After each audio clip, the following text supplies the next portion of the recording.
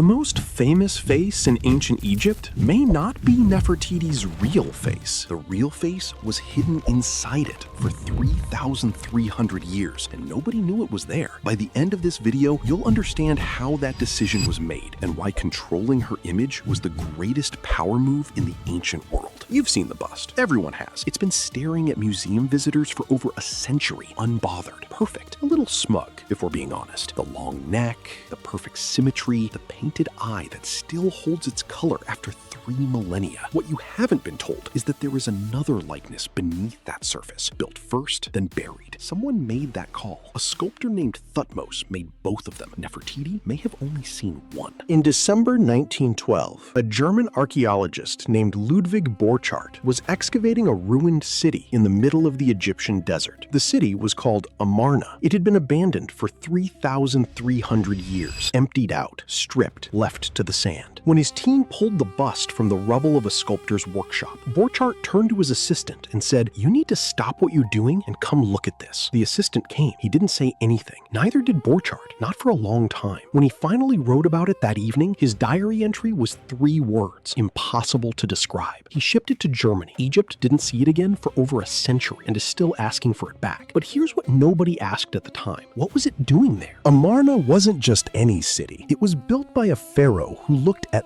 3,000 years of Egyptian religion and decided it was wrong. His name was Akhenaten. He shut down the temples, fired the priests, declared there was only one god, and then built an entire city from scratch in the middle of the desert just to prove the point. He had been dead for less than a generation when his own successor started erasing his name from every wall in Egypt. Amarna was abandoned so completely that history almost forgot it existed.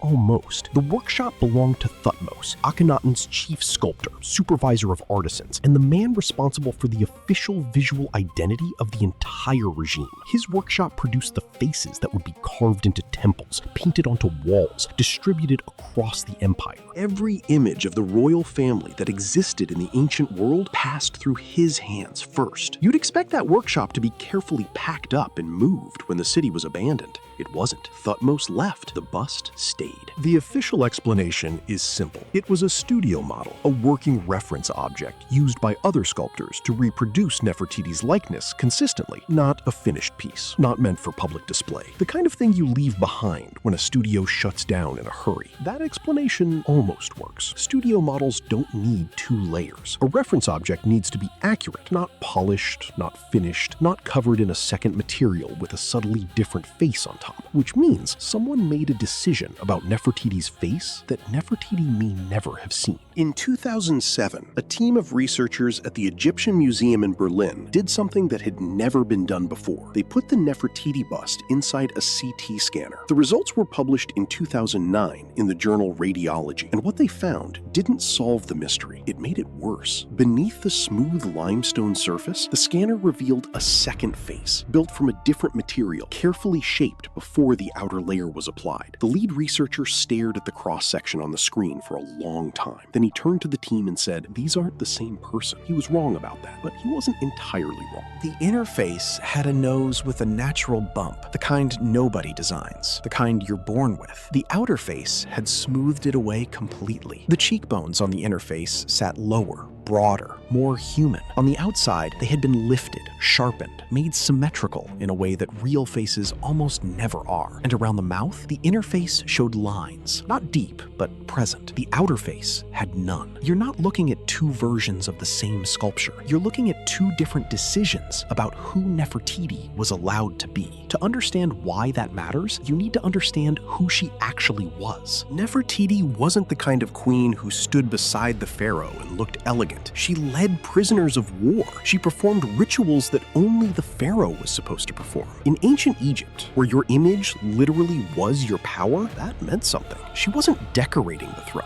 she was sharing it. Some historians believe she governed Egypt under a different name after Akhenaten's death, before Tutankhamun took the throne. The evidence is contested, but the carvings aren't, and they show a woman who didn't need anyone's permission to be powerful. A woman powerful enough to govern an empire. someone still decided her face needed to be fixed. And that's exactly what the scan showed. The research team was careful with their language. They noted the differences, they documented the materials. They stopped short of saying what the differences meant, because that question isn't scientific, it's political. Someone looked at the real face of one of the most powerful women in the ancient world and decided it wasn't good enough. And that question, whether Thutmose acted alone or followed an order, is the one the scan couldn't answer. There are exactly 3 possible answers to why Thutmose built 2 faces. The first 2 are comfortable. The third one is irreversible. The first explanation is technical. Limestone and clay behave differently. They settle differently, shrink differently, respond differently to time and temperature. Maybe the outer surface was always going to look slightly different from the core, not by design, but by physics. It's a reasonable explanation. It's also wrong. The differences between the 2 faces don't move randomly. They move in one direction. Every single change, the nose, the cheekbones, the lines around the mouth, moves away from imperfection and toward an ideal.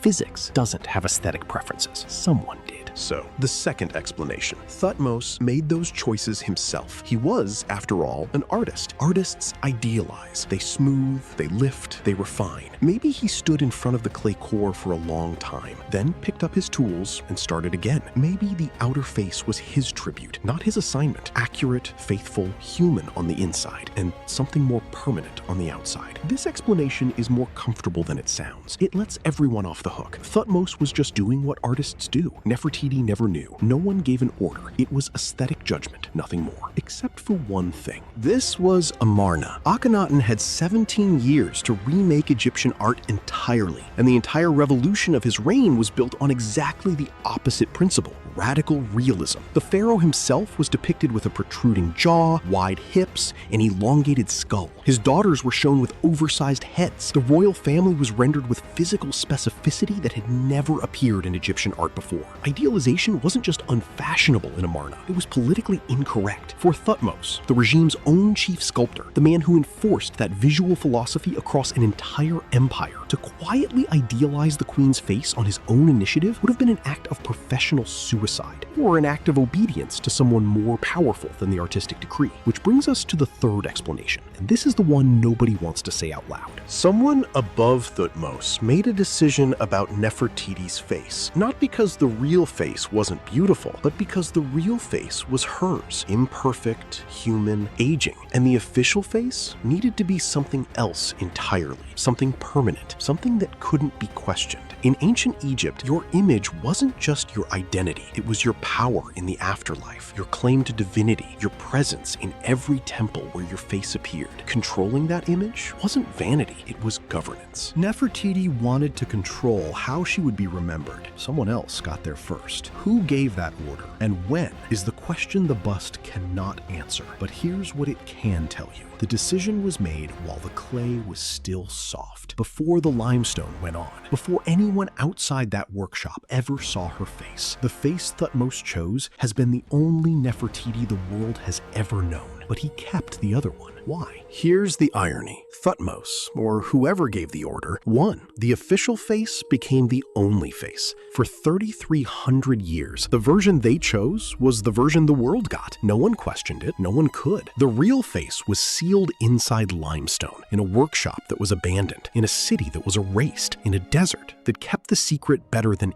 any vault ever could. And then a German archaeologist found it by accident, and a CT scanner did in 2007 what no one in ancient Egypt was ever supposed to do. It looked underneath. That's the part nobody planned for. The system worked perfectly for 3 millennia. The official image held, the real face stayed buried, and then technology made the cover irrelevant, not by exposing it dramatically, not by proving wrongdoing, but simply by making it possible to look inside an object that was never meant to be looked inside. You've been living with the consequences of that decision your entire life without knowing it. Every image you've ever seen of Nefertiti on museum walls, in textbooks, in documentaries, is the version someone chose for you. The other one exists. It's in the same building. It just never made the poster. This is not a story that starts in ancient Egypt. Controlling the official image, smoothing the imperfections, lifting the cheekbones, erasing the lines that time leaves on a real face is not something that was invented 3,300 years ago and then abandoned. It was perfected. It went from limestone and clay to Photoshop to algorithms that do it automatically before you even see the photo. Nefertiti didn't invent the edited image. She was just the first one we can prove it happened to. What we can also prove is that her story doesn't fit in 10 minutes. If you want to go deeper, subscribe to Audible. Link in the description. Neither did Thutmose invent the instinct to keep the real version. He just did it in a material that survived. Which brings us to the question the bust has been holding for 3,300 years. The one the CT scanner found but couldn't answer. He kept the real face. He didn't destroy it, didn't discard it, didn't cover it so completely that it disappeared. He built the official version on top of it and left both of them inside the same object. Was the face he buried the one he thought was more beautiful, or was it the one he thought was more true? If you made it this far, subscribe and leave a like. It helps more than you think.